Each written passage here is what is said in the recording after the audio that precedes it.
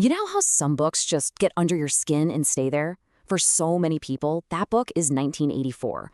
So today, we're going to take a deep dive into George Orwell's absolutely chilling world of Oceania. We're going to see what it's really like to live with the party watching your every move, how they control everything, right down to your thoughts, and what happens when just one person tries to push back. Let's get into it. And right from the jump, we get this line. It's so simple, right? But that one little word, 13, it just throws everything off. It's this incredibly smart way of telling us, right away, that the normal rules of our world, the basic things we just assume are true, they don't apply here. This is the first clue that we're stepping into a place where reality itself is being twisted. So imagine this is the view from your window every single day. This is London, or what the party calls Airstrip 1. It's a world that's just been bleached of all its color, of all its life. Everything is crumbling, everything is gray. You can almost feel the despair hanging in the air. And this isn't just some random setting. This place is specifically designed to crush your spirit. You feel it from the very first page. So what is it actually like to wake up in a place like this? Let's take a closer look at the daily reality of life in Airstrip 1. Welcome to a place called Victory Mansions, and let me tell you, the name is a pretty cruel joke. The whole building is just falling apart. You've got that constant lingering smell of boiled cabbage, the elevator's always broken, the power is out, and it's all part of the system. See, when you're living in a world that is literally decaying all around you, it becomes that much harder to find the will to even think about fighting back.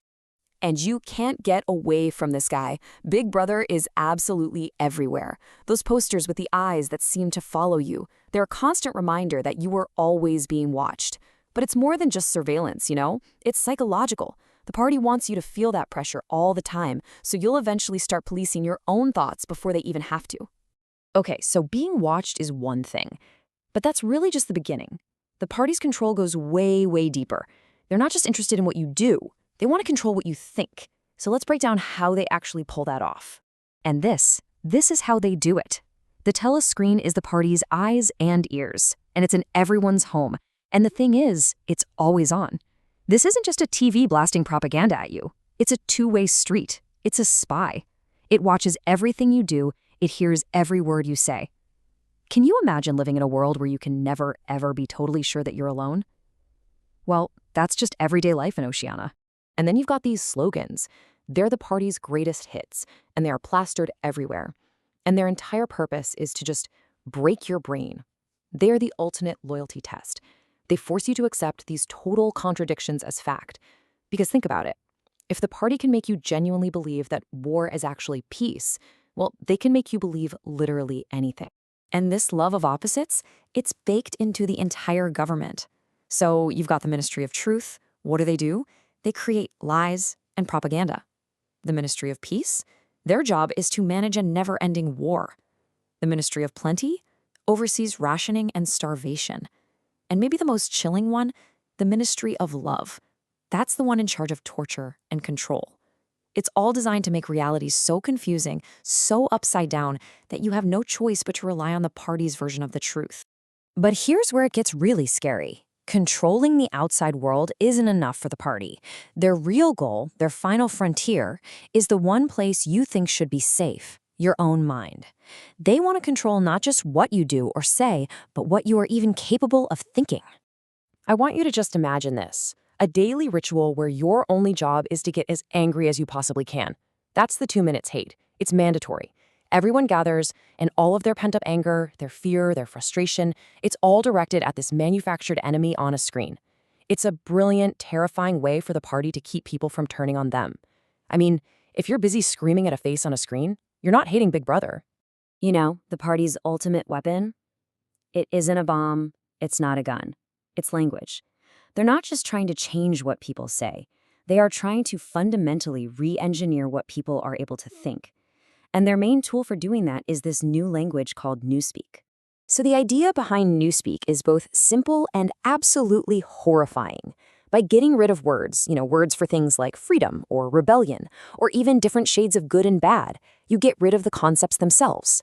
I mean, how can you demand freedom if the word for it doesn't even exist anymore? The party is trying to make rebellion literally unthinkable by destroying the language you'd need to even form the thought. Okay, so how do people live with all of this? How do they swallow these contradictions every single day? Well, they use something called doublethink. It's this wild mental gymnastics that lets you believe two completely opposite things at the exact same time. You know the party is lying when they announce the chocolate ration has gone up, but you also believe them and you cheer along with everyone else. It's the only way to survive. So, in a world like this, where even your own thoughts are a potential crime, what does rebellion even look like? For our main character, Winston Smith, it doesn't start with a bang. It starts with a small, quiet, secret act of defiance. This is it. This is Winston's first real act of rebellion. It's not some grand public gesture, it's intensely private. He finds this little corner in his apartment that the telescreen can't quite see, and he starts to write down his own real thoughts. But in a world where privacy is a crime and just being an individual is heresy, buying a notebook and writing in it, well, that's a revolutionary act. It's Winston trying to take back his own mind. In Oceania, the worst possible crime you can commit is something called thought crime. It's exactly what it sounds like, thinking something the party doesn't approve of. And the punishment is absolute. The moment Winston started writing in that diary, the second he allowed himself to have that independent thought, he was, for all intents and purposes, a dead man. The only question left was when they'd come to get him. And really, this is the question at the very heart of 1984.